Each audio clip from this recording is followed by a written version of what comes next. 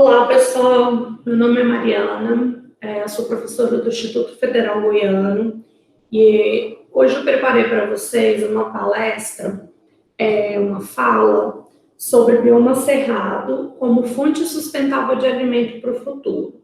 Quando a gente fala de fonte sustentável, eu não estou falando somente de produtos de espécies nativas que são extraídas de forma sustentável, mas estou falando também de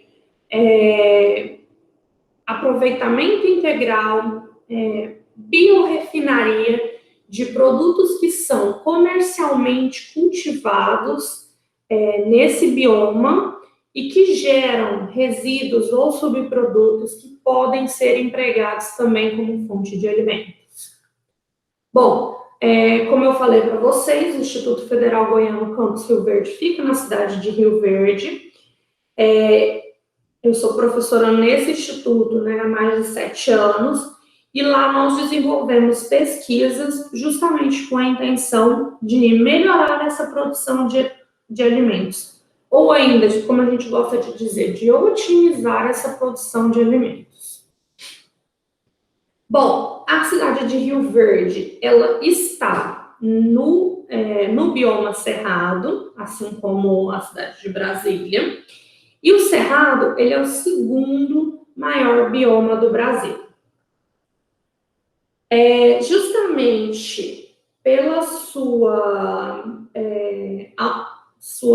faixa de degradação, pela quantidade de área destruída até hoje, o Cerrado, juntamente com a Mata Atlântica, são os únicos 2 biomas do Brasil que são considerados hotspot.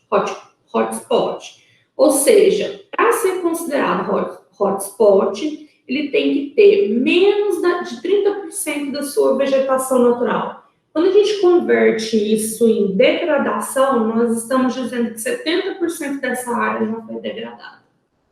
Mais de 70%. Bom, nas pesquisas que nós desenvolvemos no Campus Rio Verde, nós focamos em 2 maiores áreas, Nós focamos em utilização de subprodutos de monoculturas da cidade e região e no aproveitamento de frutos nativos. Nós sabemos que Rio Verde, além de ter uma área remanescente do bioma cerrado, também é muito importante para o agronegócio do estado. E quando a gente fala de agronegócio em Goiás, nós estamos falando de produção de milho, de soja e de algodão, principalmente. Bom, o Brasil é o segundo maior produtor de milho e o segundo maior produtor de soja do mundo, e está atrás somente da produção dos Estados Unidos, e o 5º maior produtor de algodão.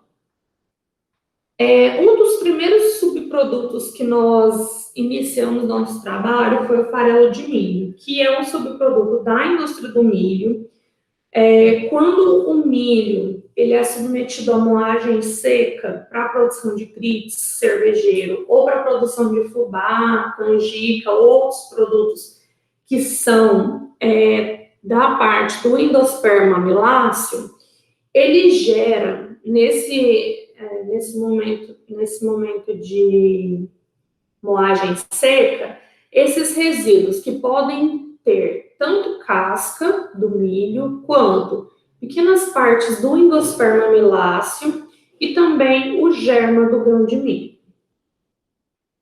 Bom, a primeira aplicação que nós estudamos foi utilizar esse farelo de milho na fermentação submersa com a inoculação de monascos purpúreos para a produção de pigmento vermelho.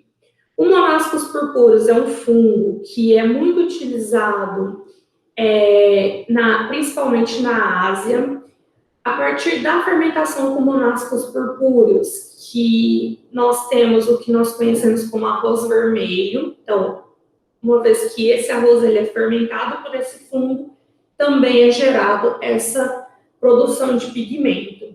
Partindo desse princípio, nós observamos, então, que o fungo ele precisa de uma base amilácea. Então, por que não utilizar o farelo de milho como base nesse processo fermentativo?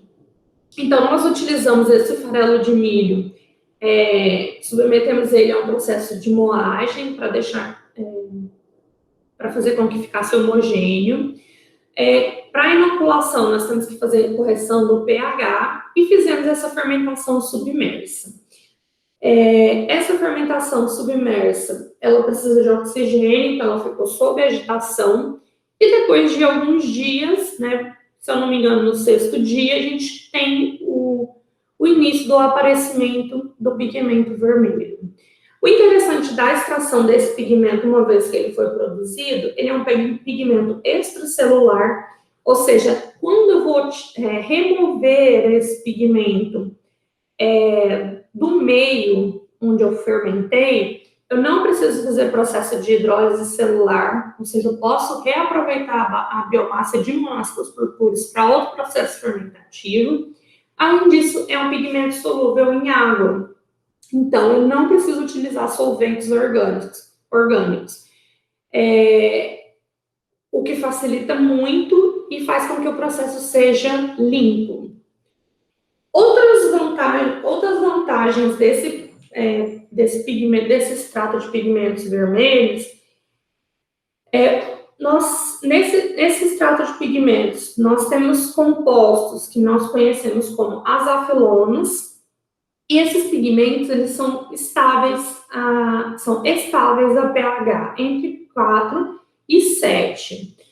Isso quer dizer o quê? Que ele pode ser aplicado em produtos industrializados, já que a maioria desses produtos industrializados, os alimentos industrializados, estão nessa faixa de pH. Infelizmente, nós não encontramos atividade antibacteriana contra Staphylococcus aureus e E. coli, né, que são 2 micro-organismos potencialmente patogênicos. No entanto, nós só testamos esses 2. Como esse extrato de pigmentos ele tem uma alta atividade antioxidante, ainda nós queremos testar contra outros micro-organismos para verificar se a gente consegue encontrar essa atividade biológica. Bom, ainda pensando em aproveitar o farelo de milho, nós separamos esse farelo de milho por granulometria, ou seja, por diferentes tamanhos de partículas, e caracterizamos essas frações. Então, o que a gente conseguiu perceber? Conforme eu aumento a granulometria, eu tenho maior teor de fibras e um menor teor proteico. Conforme eu diminuo a granulometria, eu tenho menor teor de fibras e um maior valor no teor proteico.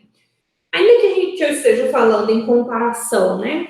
Maior teor de fibras ou maior teor de proteínas, nós estamos falando em teores que, comparado com outras fontes vegetais, são teores altos. Fibra alimentar de 8% é um valor alto e um teor de proteína de 8% também é considerado alto.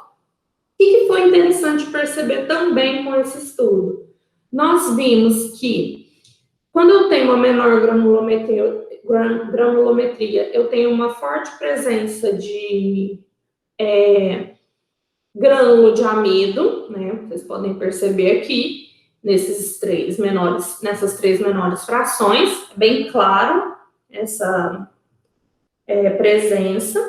Enquanto, quando eu tenho um maior teor de fibras, eu tenho uma menor aparecimento desse grânulo de amido, que são essas imagens irregulares ou pontiagudas que a gente percebe nessas duas figuras. Bom, pensando na aplicação dessas maiores frações, né, que as maiores frações, elas são sempre mais difíceis de aplicar na indústria de alimentos, porque são frações que a gente tem uma grande dificuldade de absorção de água, frações que sensorialmente elas aparecem muito, né? É como quando vocês vão na padaria, vocês veem um pão integral e um pão com farinha refinada. Então, o pão com farinha refinada, ele tem uma característica mais bonita que o pão integral. Porque o pão integral, ele tem essa presença maiores partículas, onde a gente tem o conteúdo de fibra maior. Então, pensando na aplicação dessas partículas maiores, nós desenvolvemos uma barra de cereal com até 55% de substituição dos ingredientes secos dessa barra de cereal.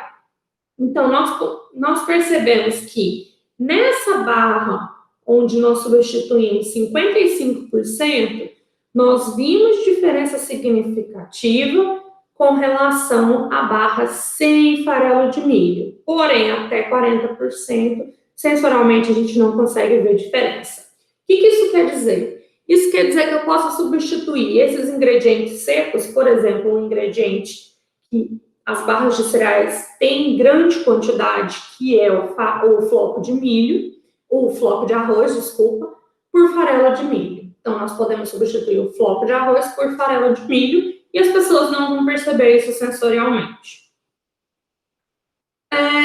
Outra forma, né, de viabilizar e também de aproveitar e até mesmo de melhorar o uso de monoculturas no estado de Goiás foi viabilizar novos alimentos a partir do grão de soja. Então, inicialmente, já é muito conhecido o processo de produção de extrato hidrossolúvel de soja. Então, a nossa ideia aqui é demonstrar que esse grão de soja, além de ser uma commodity e ser responsável por geração de renda de grandes produtores, nós podemos utilizar essa soja excedente ou até mesmo de pequenos produtores para a produção de produtos que tenham potencial funcional.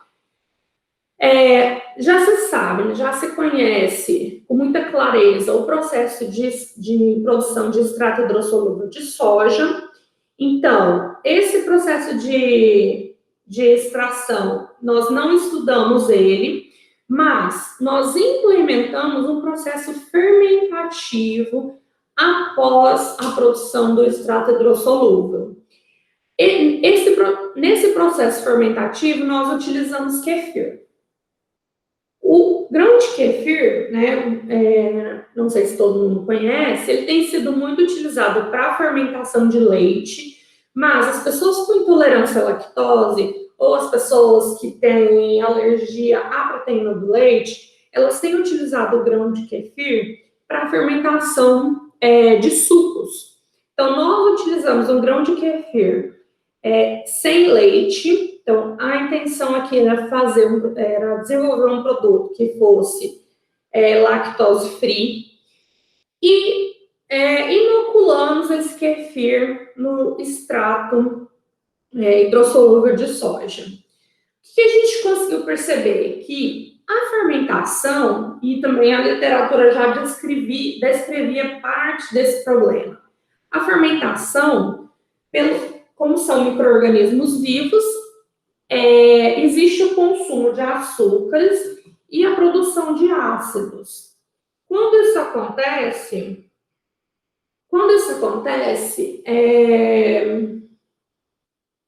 nós temos a diminuição do pH.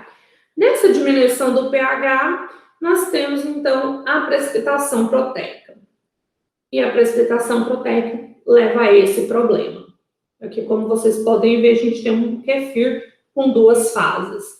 Então, quando a gente observou que isso acontecia, nós pensamos, vamos então adicionar a inulina, que é um importante agente de cor e é considerado fibra alimentar, por ser um prebiótico. Então, nós adicionamos inulina e aí a gente percebeu que a inulina, ela melhorou a viabilidade dos micro-organismos durante a vida de prateleira.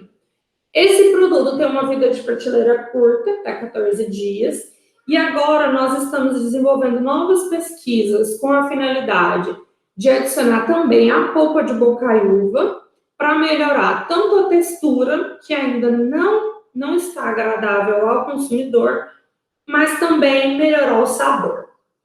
Esse estudo está sendo desenvolvido por uma aluna que é mestranda do curso de Tecnologia de Alimentos do Instituto Federal Goiano. Bom, quando a gente fazia a extração,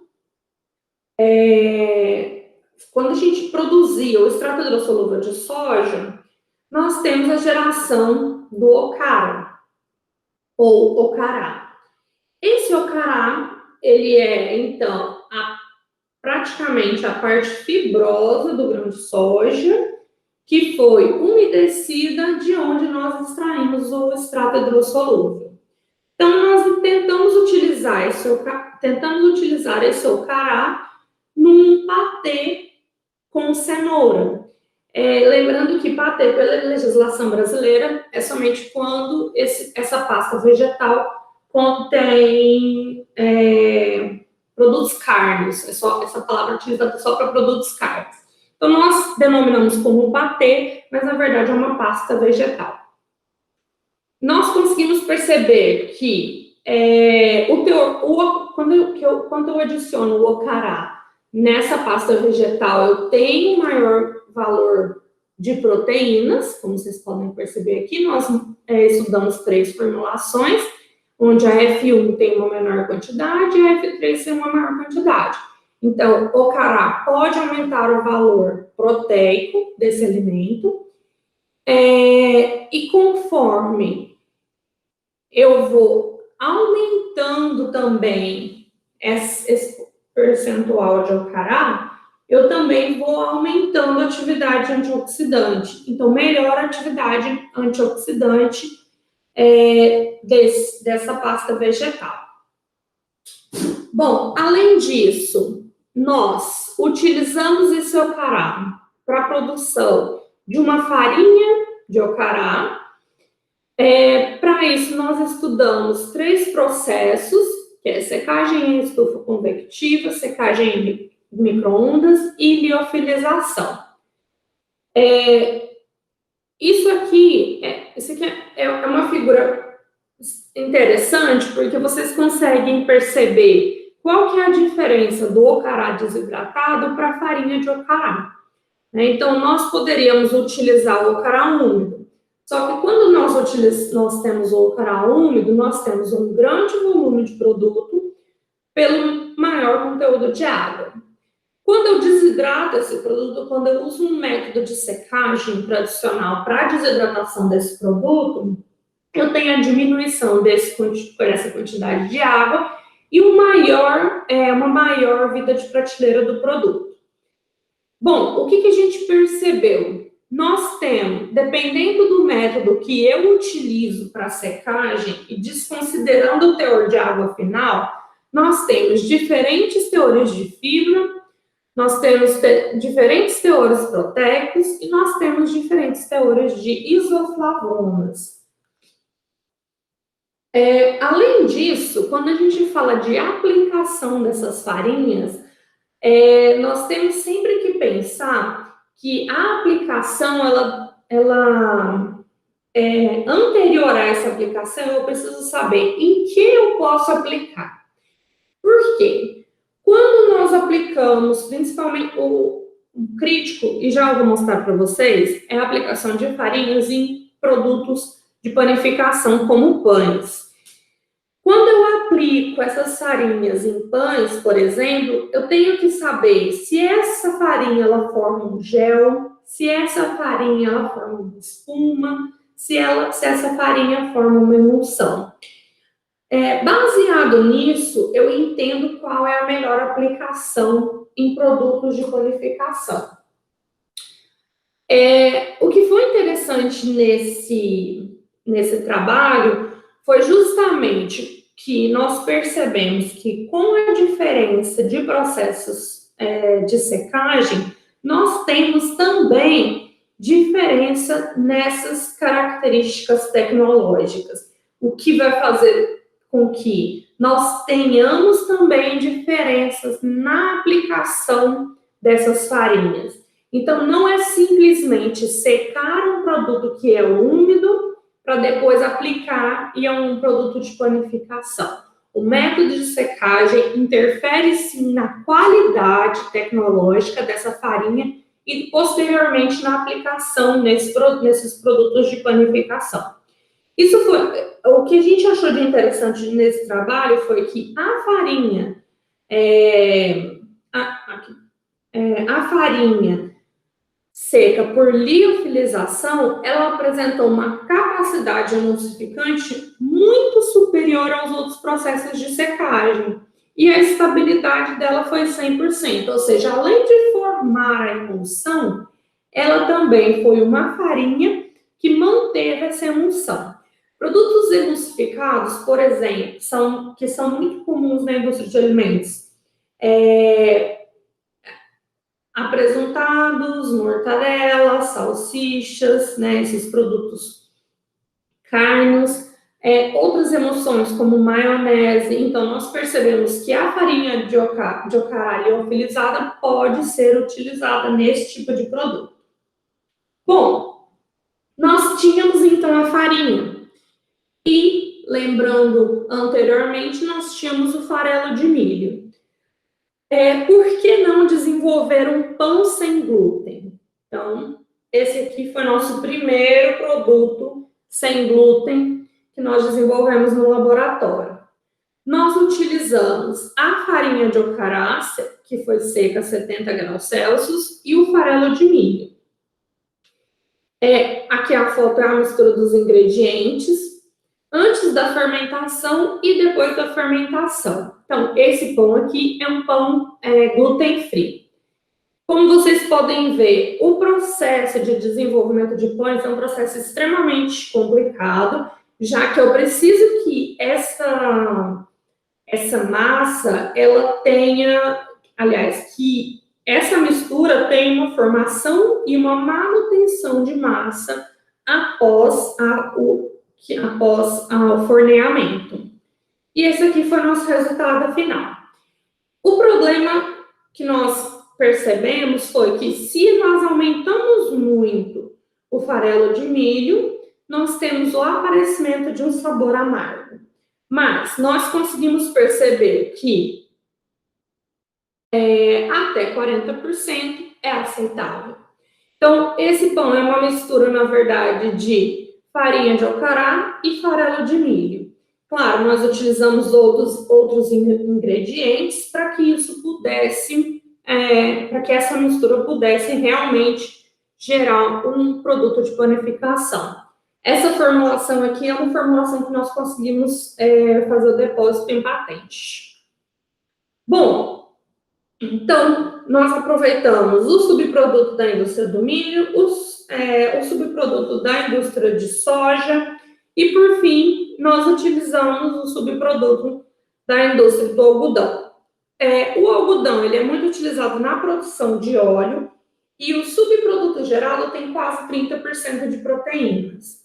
Então, quando nós falamos em proteínas, nós estamos falando de uma coisa que, para a indústria de alimentos, além de ser um excelente ingrediente, é também um constituinte de alto valor, de alto custo. Então, a nossa ideia aqui foi produzir um extrato proteico hidrolisado, ou seja, uma vez que essas proteínas estavam conformadas, uma vez que essas proteínas estavam nesse subproduto, nós extraímos essa proteína e nós hidrolisamos essas moléculas de proteína para que elas ficassem mais disponíveis. Quando elas estão mais disponíveis, elas têm maior atividade antioxidante e maior atividade biológica. Então, esse hidrolisado proteico, nós aplicamos no biofilme. Nós conseguimos perceber que quando a gente aumenta, né, esse percentual de extrato proteico, nós aumentamos aí a coloração desse biofilme. Esse biofilme é biodegradável, ou seja, em até 10 dias a gente tem praticamente 100% de degradação, ele praticamente não está lá mais depois de 10 dias. E nós conseguimos perceber também uma forte tendência a inibição de Staphylococcus aureus e 2 fungos deteriorantes de alimentos. Bom, outra grande área que nós atuamos na questão da sustentabilidade é o aproveitamento de frutos nativos do cerrado. Entre eles, Anacardium otaniano, que é uma das espécies do Anacardium. Nós temos também o Anacardium ostentalis e o Anacardium mili. O Anacardium otaniano, ele pode ser encontrado em três diferentes cores, que variam entre o amarelo, o laranja e o vermelho. Aqui são os acessos que nós temos controle.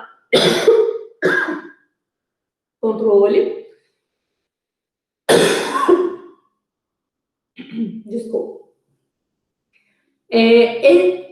Quando nós estudamos a composição química desses acessos, nós percebemos que o Anacardium otaniano é uma espécie que contém uma grande quantidade de vitexina, de hesperidina, que são 2 flavonoides que possuem importante atividade, principalmente a vitexina tem uma atividade, todos os flavonoides têm uma forte atividade antioxidante, e isso leva a uma prevenção de câncer, já que atua contra o estresse oxidativo do corpo. Mas a vitexina é utilizada em cremes ou medicamentos antihipertensivos e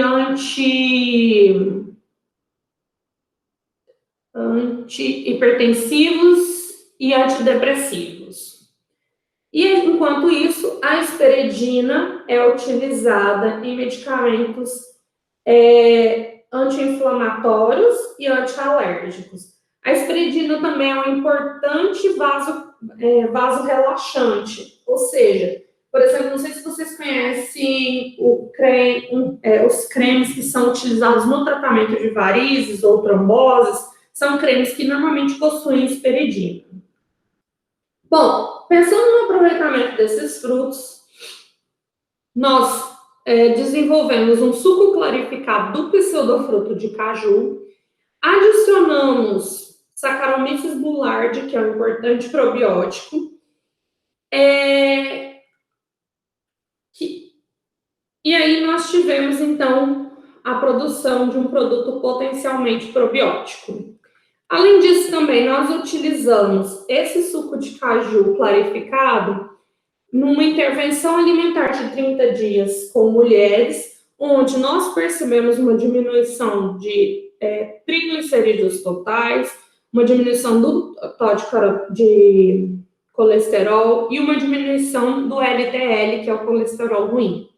Isso porque esse suco de caju clarificado tem uma alta quantidade de vitamina C, alta quantidade de manganês, de zinco, de ferro e de cobre. Também, uma vez que o suco foi produzido, nós tínhamos a geração do resíduo de caju. Esse resíduo de caju nós utilizamos na fermentação em estado sólido para a produção de um ingrediente, uma farinha, um bioingrediente. Então, depois de fermentado com risófilos oligosporos, nós produzimos essa farinha.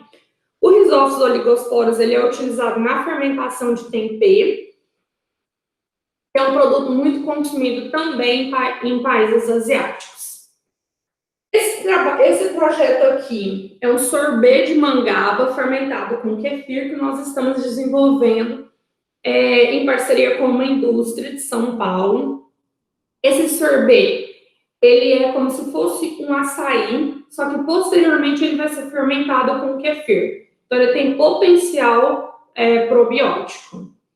Bom, entre as linhas de pesquisas, vocês perceberam que nós focamos mais em desenvolvimento de produtos alimentícios que tenham potencial funcional e nós fazemos isso pensando na valorização de frutos nativos de biomas brasileiros, como também no aproveitamento de subprodutos que são gerados na indústria de alimentos. Deixo aqui para vocês, mais uma vez, o meu agradecimento à comissão organizadora. Segue o meu contato, o contato do Laboratório de Biocompostos e Bioprocessos, que é o nosso laboratório. Então, vocês têm o e-mail, vocês têm o Instagram. Se vocês quiserem saber mais sobre os nossos projetos, é só seguir o nosso Instagram. E também um agradecimento às agências de fomento que têm fomentado as pesquisas que nós estamos realizando. Muito obrigado e estou à disposição para maiores esclarecimentos.